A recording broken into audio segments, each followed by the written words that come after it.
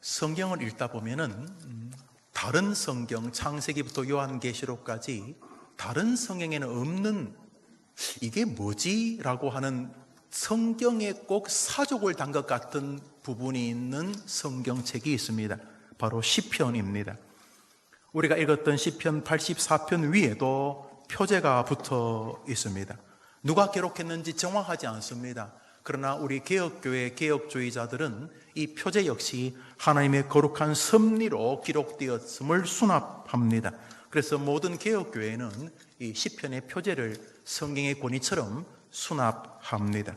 우리가 읽었던 시편 84편에 시편 위에 있는 작은 글씨의 표제를 한번 읽어보겠습니다. 읽읍시다. 시작. 고라 자손의 시, 인도자를 따라 깃딧에 맞춘 노래. 깃딧은 기쁨의 곡조 이런 뜻이 있다고 해석을 합니다. 있다고 해석하는 건 잘 모르겠다는 뜻이죠. 아마도 음악의 장르나 곡의 형태 같습니다.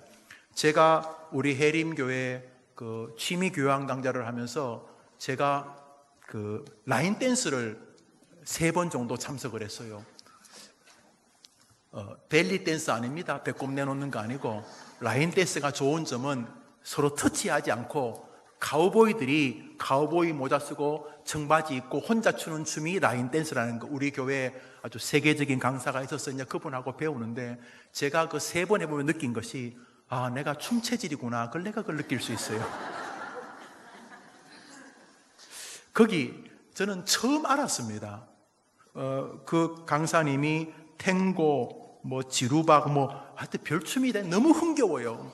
더 웃긴 거는 찬송가 틀어놓고 춘다는 거예요. 너무너무 재밌는데 저는 그때 처음 알았어요. 뭐가 처음 알았냐? 왈츠가 4분의 3박자라는 거 처음 알았어요. 해볼까요, 왈츠? 이렇게 왈츠가 있어요. 그래서 서양 사람들은 음악이 나오면 금방 이렇게 음악에 맞춰 춤을 줄 아는데, 우리 동양, 특별히 제가 볼 때 한국 사람들은 대부분 몸치예요. 그 이유 중에 하나가 그 박자와 춤이 서로 다른 거예요. 뭐든지 흔들려고는 하는데 이게 곡이 안 맞는 거예요. 아, 왈츠는 이 4분의 3박자 딴딴딴딴딴 이 4분의 3박자로만 된다는 걸 내가 처음 알았어요. 아, 저게 너무 큰 복음이었어요.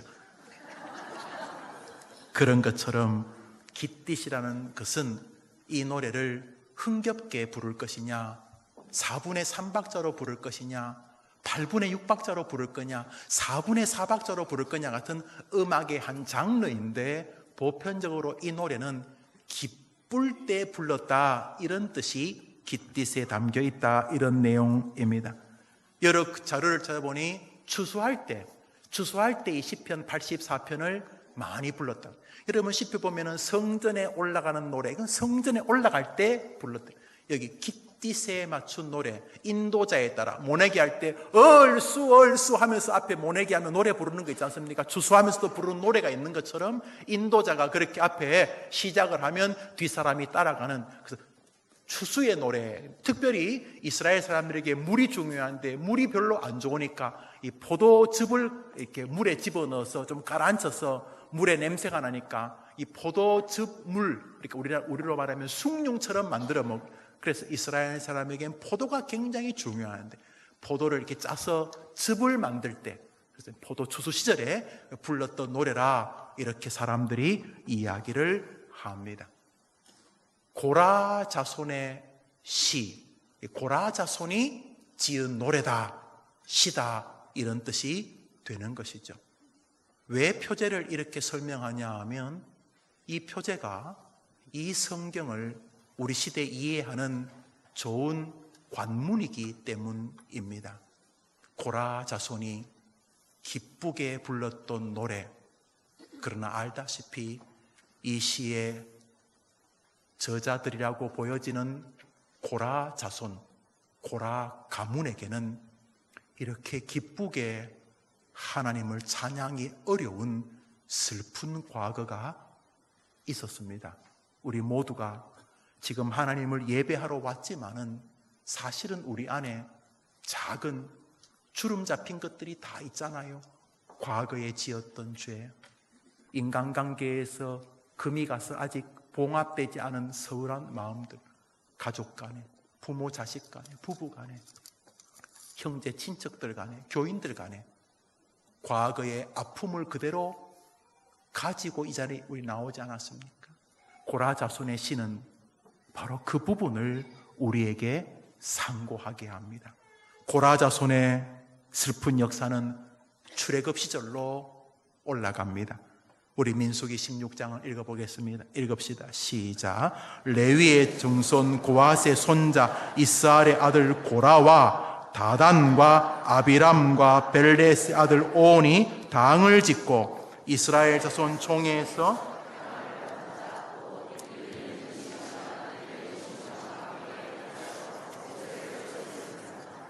이 고라가 중심이 돼가지고 사람들을 선동해가지고 모세를 대적했다, 이런 내용입니다. 이 고라는 모세와 같은 지파, 레위 지파였습니다. 같은 친척인데 참 이 친척이 다른 사람도 아니고 모세와 아론을 공격하기 위해서 사람들을 모아 이렇게 반역을 꾀하게 되었다 하는 것입니다. 내용은 뭐 크게 어렵지 않습니다. 나도 레위 지파인데 왜 니만 자꾸 앞에서 뭐 이래라 저래라 그러냐는 거죠. 왜 모세, 뭐 니는 뭐 날 때 뭐 산삼 뭐 뿌리 먹고 나는 무 뿌리 먹나? 뭐 니는 금수저고 나는 흙수저냐? 니나 내나 레위 지파인데 나도 우리 집안에서 굉장히 똑똑하고 그런데 왜 모세 너만, 왜 아론 너만 이스라엘 백성들에게 지도자의 자리에 서고 우리는 성전에서 이렇게 제사하고 예배 인도하고 뭐 왜 이러고 있느냐, 이런 이야기였습니다. 그래서 이 고라가 아마 탁월한 사람 같아요. 주변 사람들을 다 선동해가지고 그 주변 사람들 가운데 지도자 그룹을 쫙 모아가지고 우리나라 국회의원이 300명이죠. 299명인가요? 300명이죠. 출애굽하는 백성들 가운데 지도자 그룹을 쫙 모아서 그들과 함께 모세와 아론을 반역하게 되어집니다. 사실 이들이 좀 잘못 알은 것은 모세는 이 지도자의 자리에 서고 싶지 않았습니다. 그냥 조용히 자기 일하면서 그냥 평범하게 한 인생을 살고 싶었습니다. 그런데 하나님이 모세에게 계속 그 자리에 세우신 것이고, 아시다시피 모세는 안 하려고 저는 못합니다, 뭐 말도 둔하고 저는 못합니다, 그러니까 자꾸 하나님이 아론 붙여줄게, 뭐 어떡할게 그러면서 결국 아론에게 지팡이를 주시고 그 자리에 세우신 것이었습니다. 몇 번이고 그 지도자의 자리를 모세가 피하려고 했지만 하나님이 강권적으로 그에게 맡기신 것입니다. 그래서 모세가 사람들, 고라를 비롯한 사람들, 지금 당을 짓고, 지금 모세를 몰아내려고 하는 그 그룹들에게 모세가 이렇게 참 안타까운 말을 합니다. 우리 28절 읽어볼까요? 시작. 모세가 이르되 여호와께서 나를 보내사 이 모든 일을 행하게 하신 것이요 나의 임의로 함이 아닌 줄을 모르느냐, 이런 말입니다. 내가 한 게 아니야. 여보게 고라 사촌, 아마 한 7촌 8촌쯤 되는 사촌이에요. 친척이지. 여보게 고라 이 사람아, 내가 이 자리에 내가 서고 싶어 선 게 아니고 하나님께서 이 일을 내게 맡기신 거야. 내가 임의로 나 좀 안 알아주나, 이래 지금 지도자 자리에 서고 싶은 생각이 없어. 나도 그냥 한평생 이렇게 하나님 앞에서 그냥 조용히 살고 싶었지. 나는 지금 이 많은 사람들을 데리고 이 자리에 서고 싶은 마음이 하나도 없었어, 여보게. 그러니까 내가 뭐 원해서 한 게 아니니까 자네가 그렇게 마음 상할 거 없네. 자네는 나랑 무슨 차이가 있겠나. 그냥 하나님이 잠시 나를 맡기신 거야. 이렇게 말했지만은 이 고라는 듣지를 않았습니다. 그래서 더욱더 이 사람들을 선동해갖고 이 모세와 아론을 공격하게 됩니다. 그러자 하나님이 이번에 개입하셨습니다. 19절을 읽겠습니다. 읽읍시다. 시작. 고라가 온 회중을 모아놓고 그 두 사람을 대적하려 하매 여호와의 영광이 온 회중에게 나타나요. 두 사람이 이제 모세와 아론, 사실 하나죠. 아론은 모세를 서포트하기 위해 세운 사람이니까 하도 모세가 나 못하겠다고 하니까 이렇게 아론을 동력자로 붙여준 거죠. 모세와 아론을 한 팀으로 해가지고 막 돌을 던지는 거예요. 그때 하나님이 개입하셨어요. 하나님이 회중들에게 나타나셨어요. 모든 무리 앞에 나타나셨어요. 그러나 그 순간만이라도 고라가 이거 하나님이 이 방식을 좋아하신다면 내가 순종하겠습니다. 그랬으면 참 좋았을 텐데 이 고라와 그 사람들은 뻗대기 시작합니다.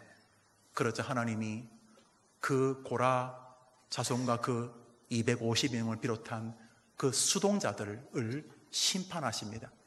성경의 이 지옥은 아니고 이 성경에 나오는 가장 끔찍한 저주 중에 하나를 저 고라 가문이 받게 됩니다. 제가 볼 때 성경에 나오는 가장 처참한 저주입니다. 우리 성경 말씀 읽어보겠습니다.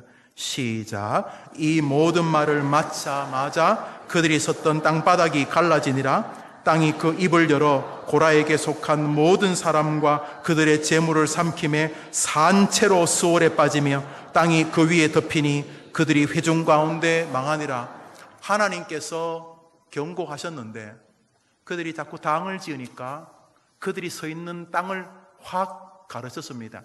그런데 땅이 우리 가끔 우리 싱크홀 그러죠. 갑자기 밑으로 한 5m, 10m 땅 빠져 꺼지는데 그게 아니라 끝이 안 보이는, 어디까지인지 알 수 없는, 스올이라는 건 지옥을 말하는데 끝이 안 보이는 땅을 쫙 가르시고 거리로 그들을 다 집어넣으시고 다시 땅을 닫아버리셨습니다.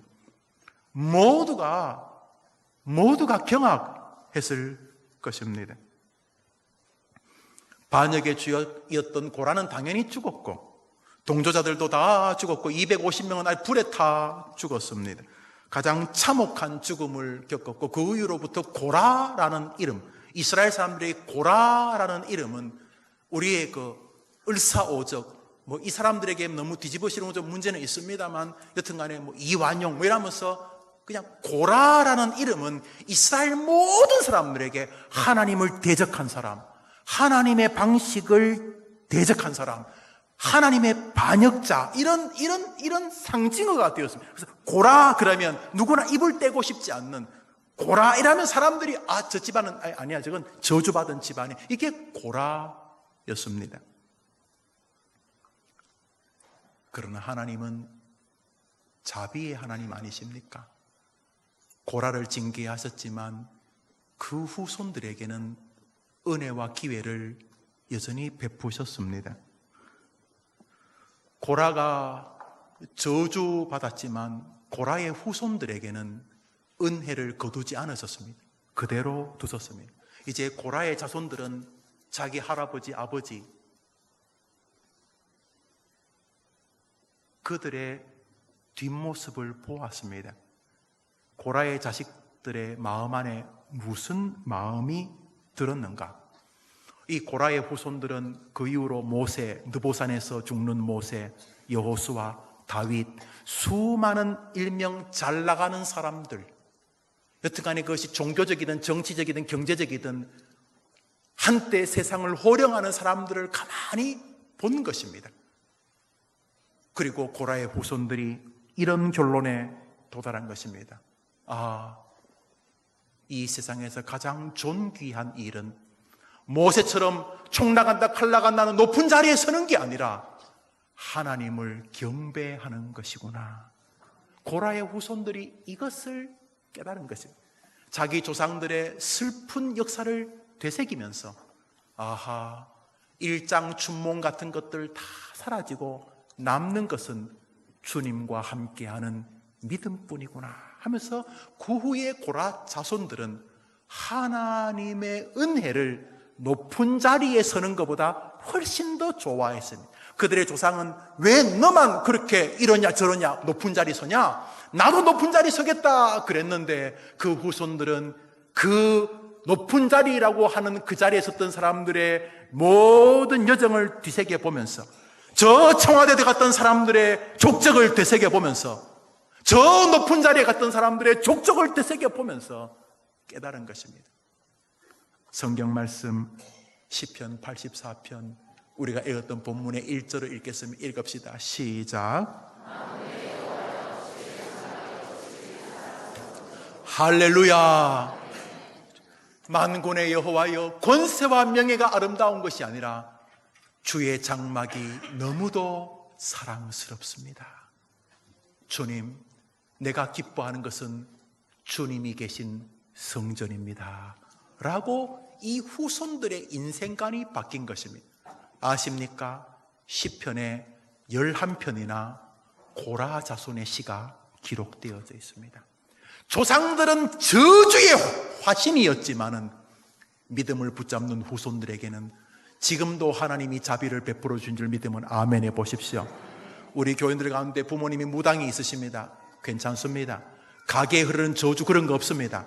아무리 대대로 집안에 정신병자가 있고 우울증 별의별 문제가 많고 무당 박수 뭐여도 우리 주님만 의지하면 인생이 뒤집어진 줄 믿으면 아멘 해 보십시오.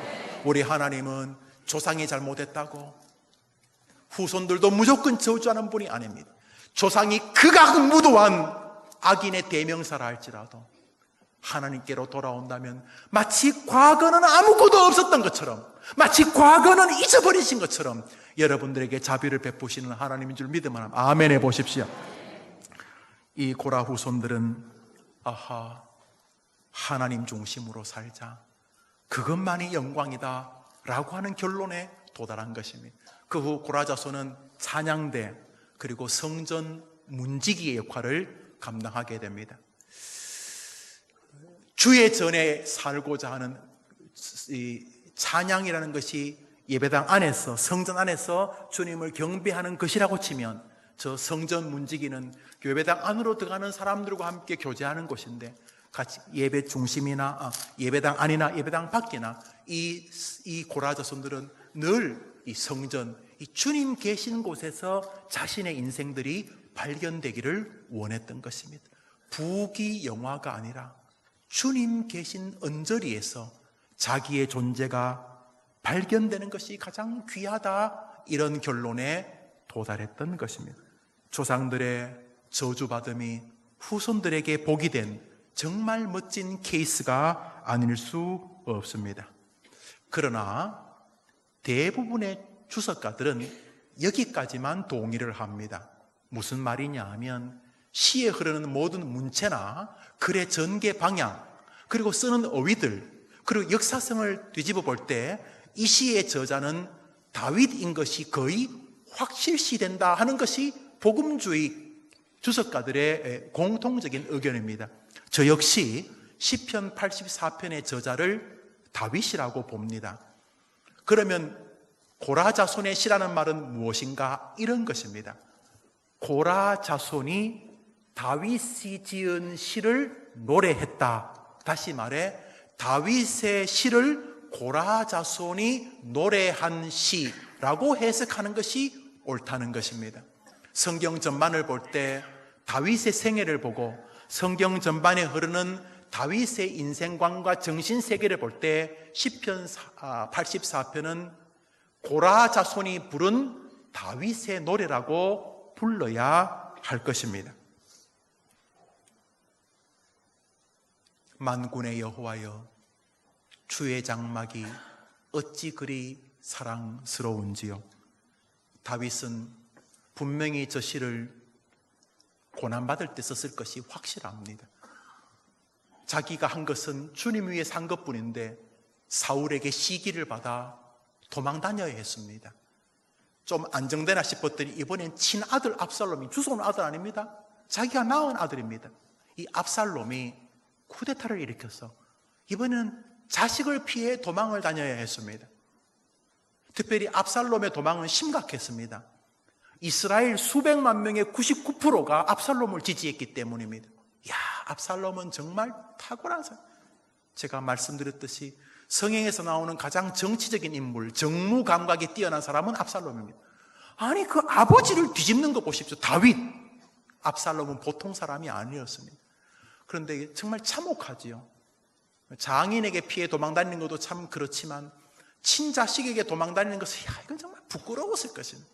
그렇지만 다윗이 사울이나 그 아들에게 쫓겨서 도망다닐 때 그가 그리워했던 것은 부귀영화의 상징이었던 궁궐 생활이 아니었습니다. 그는 도망다니면서 차가운 이슬을 맞으며 밤하늘의 별을 보면서 그가 그리워했던 것이 있다면 그 예루살렘 왕궁의 그 부귀영화가 아니었습니다. 다윗이 그리워했던 것은 주님이 계신 성전이었던 것입니다. 여러분, 왜 하나님이 이 사람 좋아하는지 감이 오시지 않습니까? 성지순례 가보시면 흰색 바탕에 파란 별, 이스라엘 국기가 휘날리는 거 보실 것입니다. 다윗의 별. 지금도 다윗은 이스라엘 사람들에게 살아 있습니다. 주님 말했죠? 내가 다윗을 만나니 내 마음에 합하다. 내가 모든 것을 다 그에게서 이루게 하리라. 여러분, 다윗은 힘들 때 단게 힘든 게 아니라 주의 성전에 가지 못하는 것을 힘들어했던 사람이었던 것입니다. 왜요? 왜 그렇습니까? 무엇 때문에 그렇습니까? 시편 84편의 성경은 이렇게 되어져 있습니다. 주의 궁정에서 한 날이 다른 곳에서의 첫날보다 나은 즉 악인의 장막에 사는 것보다, 한번 더 합시다. 내 하나님의 성전 문지기로 있는 것이 좋사오니.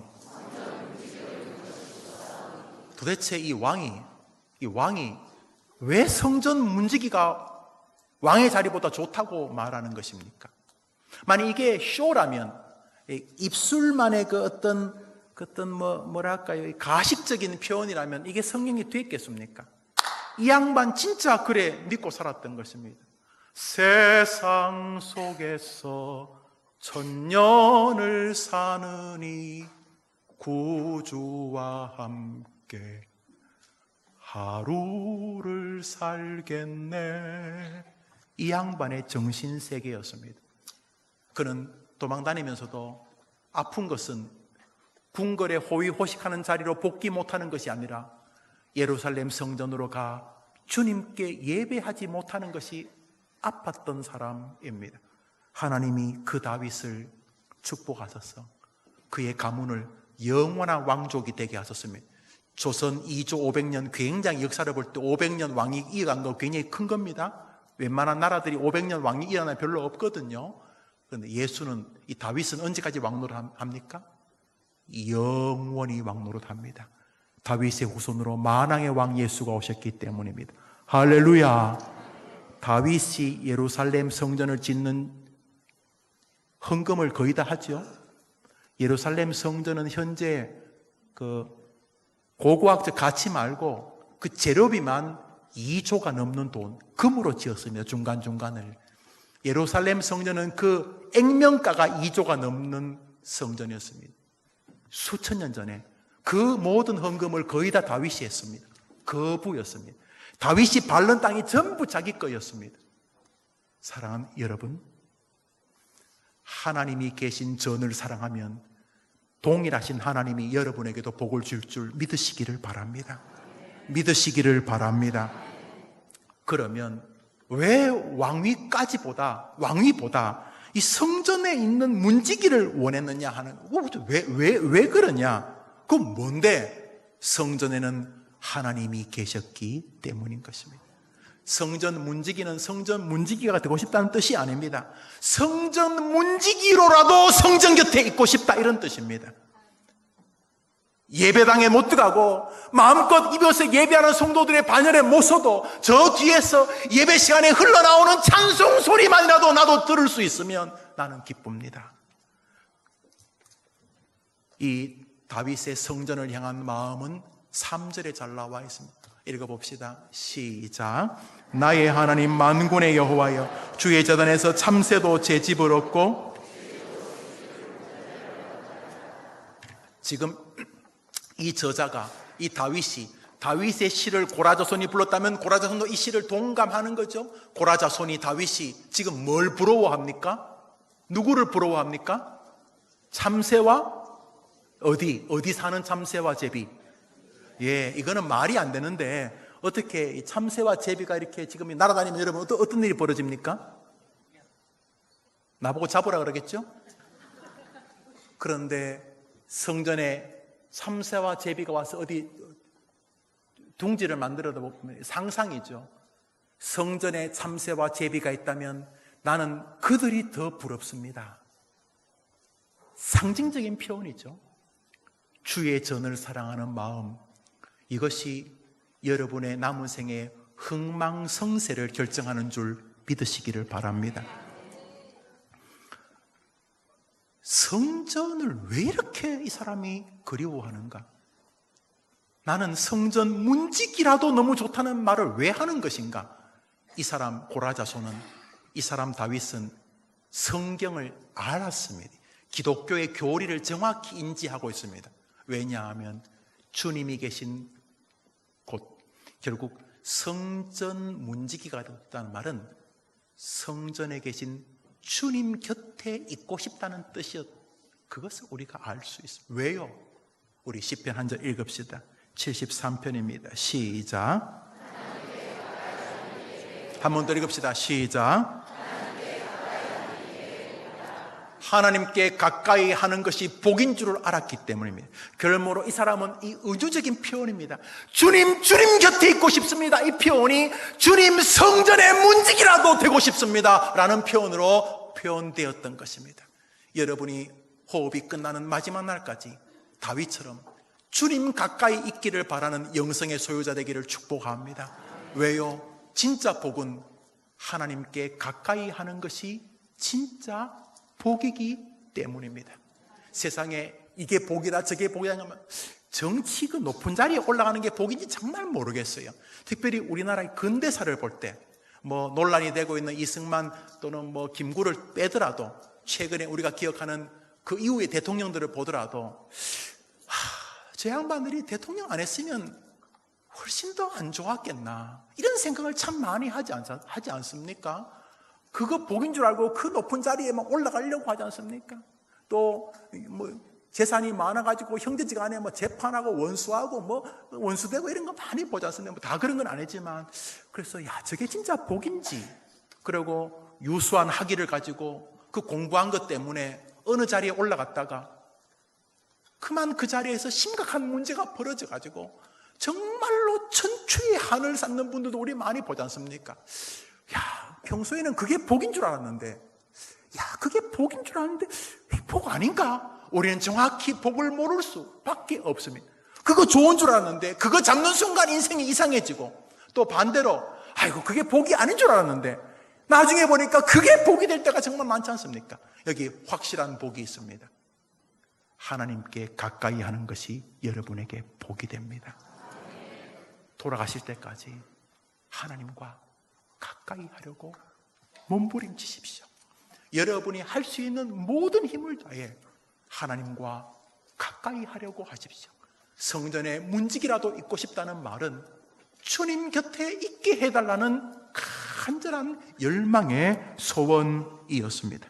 그런 면에서 다윗은 정말 하나님을 사랑하던 사람입니다. 나의 힘이 되신 여호와여, 내가 주를 사랑하나이다. 정말 이 사람은 하나님과 연애에 빠진 사람입니다. 부디 해림교회 모든 성도님들이 주님과 사랑에 빠져서 성전 문지기라도 되고 싶은, 주님 계신 곳이면 언제든지 그분과 따라가고 싶은 주님의 연애에 깊이 빠지는 교회 생활을 이곳에서 경험하다가 하늘에 도착하게 되기를 축원합니다. 그러면 이 시대에는 어디가 성전인가 하는 것이죠. 과거에는 예루살렘 성전이나 다윗이 꿈꾸는 주님이 계신 천막 성막이었다면 거기 법궤가 있고 말씀이 계셨죠. 그러면 이 시대는 어디가 하나님이 계신 성전인가 하는 것이죠. 예배당? 예배당이 성전일 수 있습니다. 그러기 위해서 몇 가지 단계를 좀 거쳐야 될 필요가 있습니다. 첫 번째로 이 시대에 주님 계신 성전이 어딘가? 우리 성경 말씀 요한복음 2장을 읽겠습니다. 읽읍시다. 시작. 예수께서 대답하여 이르시되 너희가 이 성전을 헐라 내가 사흘 동안에 일으키리라. 예수는 성전된 자기 육체를 가리켜 말씀하신 것이라. 누가 성전이라고요? 크게 말해요. 누가요? 누가 성전이라고요? 여러분이 하루 온종일 예수님 고백하고 찬양하고 예수님 노래하면 예수님 성전 곁에 계신 줄 믿으시면 아멘 해보십시오. 하루 온종일 예수와 함께 사신다면 여러분은 성전 문지기가 아니라 주님과 깊은 포옹을 가지면서 하루를 살아가시는 것인 줄 믿으시고, 예수와 함께 떨어지지 않는 연모와 연민의 정으로 믿음의 길을 걸어가게 되기를 축복합니다. 예수가 낯설면 안 됩니다. 언제나 예수님이 좋은 걸 어떡합니까? 예수와 함께 계시니 세상이 어떤 짐도 두렵지 않다고 노래할 수 있어야 됩니다. 예수 나의 구주, 아멘. 언제나 예수 곁에서 여러분이 있게 되기를 축원합니다. 힘들 때도 혼자 힘들어하면 안 돼요. 힘들더라도 누구랑 같이 힘들어야 돼요?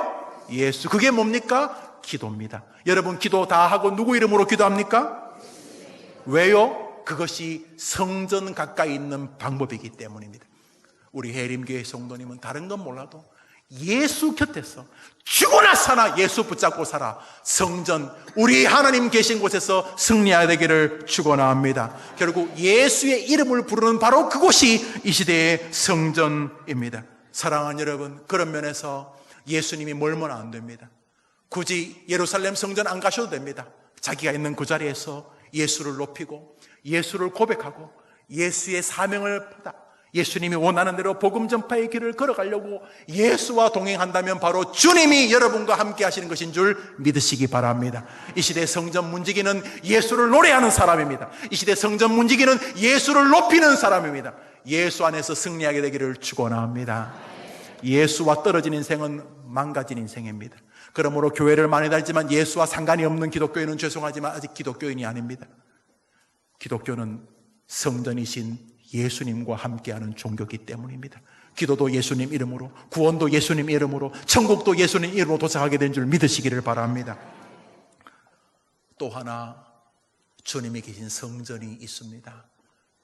우리 성경 말씀 고린도전서 3장을 읽읍시다. 읽습니다. 시작. 너희는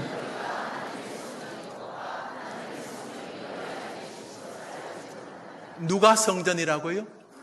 누가 성전이라고요? 여러분들. 너희는 너희가 하나님의 성전인 것을 모르느냐? 이제 설교를 정리해 봅시다. 다윗이 고라자손이 그리워했던 성전은 거기 누가 계시기 때문입니까? 이 시대의 성전은 무엇입니까?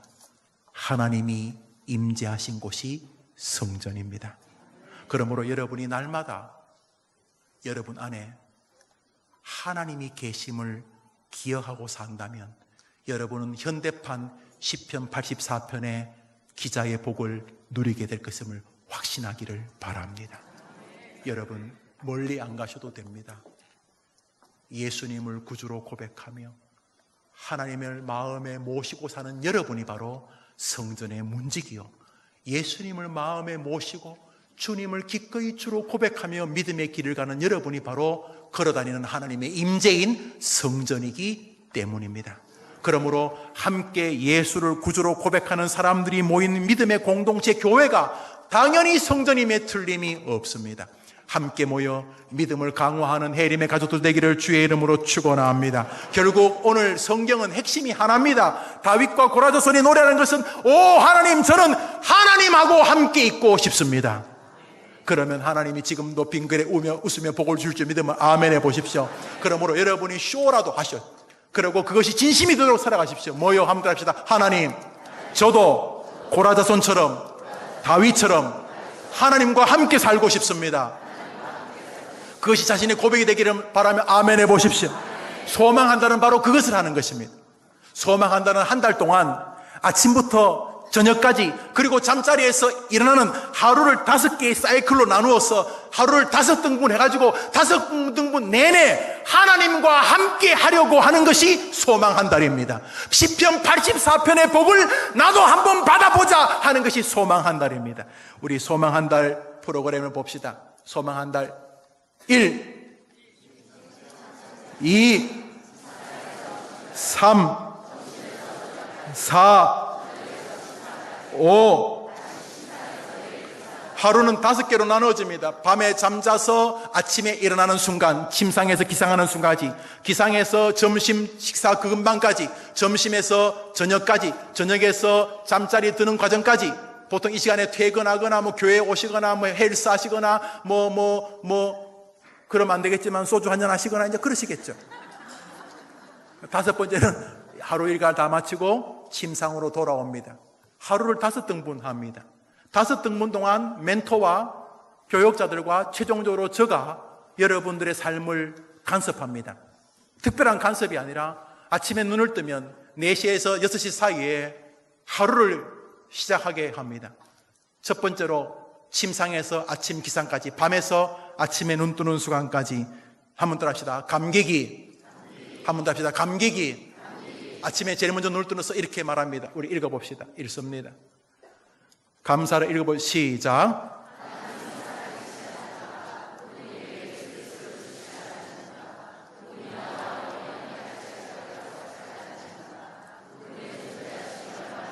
아니 뭐 병이 나왔고 오늘 아침에 뭐 좋은 계약이 있고 오늘 아침에 무슨 뭐 어떤 사람을 만나러 가서 뭐 합격을 하고 이런 걸 떠나서 아침에 눈 뜨면 존재론적 감사합니다.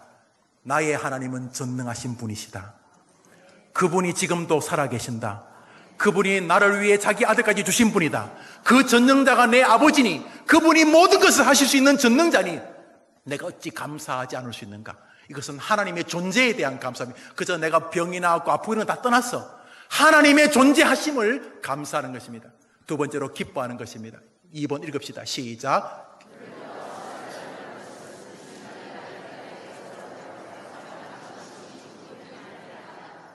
생명의 주관자가 하나님이심을 믿습니까? 그러면 나를 살려두신 것은 왜 살려두셨겠습니까? 뜻이 계신다. 지금 몸도 아프고 무릎도 아프고 나이도 많고 병도 들고 비록 아직도 진로도 불투명하지만 하나님이 나를 살려두신 것은 이 땅에 나를 대사로 쓰기 위함임에 틀림이 없다. 내가 그것을 지금 캐치를 비록 못한다 할지라도 내가 살아있다는 것은 하나님이 나를 향한 계획을 포기하지 않은 것이다. 나는 하나님의 대사다. 그러니 오늘의 존재는 충분히 기뻐할 만하지 않는가. 오늘 주님의 대사로 살게 도와 주옵소서 하는 기쁨으로 하루를 출발합니다. 침상에서 하는 겁니다. 3. 기도입니다. 시작. 감사와 그래서 감사하고 기뻐하고 기도하며 시작하자고 우리 감격이라고 합니다. 이제 침상에서 일어나서 기도하고 성경을 보거나 뭐 신문을 보시거나 아이들 등교를 도와주거나 밥을 하시거나 출근하시거나 뭐 아침을 이제 침상에서 이제 점심시간까지 시간을 지납니다. 한번 더 합시다. 기기. 오전 시간은 깁니다. 기기. 감기기. 하나님에게 다 품에 감기고 오전에는 깁니다. 뭘 그래 기냐? 4번째입니다. 4. 시작. 오전 시간 동안 나는 하나님을 기쁘시게 하고 있는가? 하나님을 이웃을. 오전 시간 내 나는 하나님을 기쁘시게 하고 있는가? 이웃을 기쁘게 하고 있는가? 내 자신도 정말 기뻐한 일을 하고 있는가? 생각하고 있는가? 오늘 오전에 내가 정말 하나님과 사람을 기쁘게 하는 일을 하고 있는가? 내 자신을 기쁘게 하는 일을 하고 있는가를 돌아보는 것입니다. 5번째로 시작. 기상시에 감사와 기뻐함과 기도의 그 마음이 여전한가? 예, 아침에 침상에서 생각했던 그 마음, 하나님 살아계시지. 하나님 나를 살려주신 것은 나에게 뜻이 계시다는 것이지. 내가 기도하면서 시작하지 않았는가? 이 마음을 오전 내내 유지하고 있는가? 유지하도록 멘토가 도와줍니다. 문자나 전화 등으로 멘토들이 돕습니다. 오전 내내 내가 기기하고 있는가? 이제 점심에서 저녁 시간까지의 일과가 됩니다. 한번 더 합시다. 사죄전. 한번 더 합시다. 사죄전. 우리 뭐 백병전, 고지전 하는 것처럼 사죄전, 전투입니다. 4 읽어보겠습니다. 6번입니다. 시작. 예, 점심에서 저녁까지 내가 정말 나를 사랑하는지, 나를 자해하고 있지는 않는지, 내가 하나님을 사랑하는지, 다른 사람을 사랑하고 있는, 그래서 전화를 들어서 가족에게 전화 한 통이라도 하고 있는지. 아마 멘토들 연락하죠. 가족에게 전화 한 통 하시지요. 에이, 평생 안 했는데 하시지요. 에이, 낯선데 하라고요. 그래서 하게 됩니다. 그래서 갑자기 생뚱맞아서 권사님들이 왜 이래? 이렇게 놀랍니다. 그래도 해본지. 저 멀리 공부하고 있는 딸에게 문자를 보내는지, 멀리 계신 이모 숙모님에게 사랑하고 있는지. 7 시작. 점심 내내 평소에 쉽게 생각하던 것들을 정하고 있는지, 죄에 대해서 내가 오후에 살면서 계속 의지적으로 죄에 저항하고 있는지. 전 시작. 오늘 오후는 내가 사랑하고 있는지, 죄와의 전투적인지, 그리고 전도적인, 주님이 우리에게 맡기신 사명이 그건데, 그래서 사죄전이라는 것을 돌아봅니다. 교회와 멘토가 협력하고 돕습니다. 계속 생각하게 됩니다. 계속 길지 않습니다. 한 달 동안. 이제 하루의 삶을 다 정리하고 퇴근해 자신의 삶을 마무리한 다음에 침소에 눕게 됩니다. 침소에 누울 때 돌아보는 것은 두 가지입니다. 합시다. 미내. 주님께로 나를 미내. 다시 미내. 9번 읽습니다. 시작. 그래도 하루를 딴 때와는 좀 다르게 살려고 했는데 저녁에 잠시 침소에 소망 한 달이라는 책자를 들고 가만히 앉아 있는 동안 하루를 잠시 돌아봅니다. 그 소망 한 달 성찰 일기 책에 쓸 수 있는 난이 있습니다. 오늘 하루 미진한 부분 없는가? 내가 굳이 그 말 안 해도 되는데 내가 그때 조금 손을 내밀었어야 되는데 그 친구한테 밥이라도 샀어야 되는데 내가 그랬어야 되는데 이렇게 자기를 돌아볼 수 이건 뭐 자기만 아는 거죠. 10번입니다. 시작.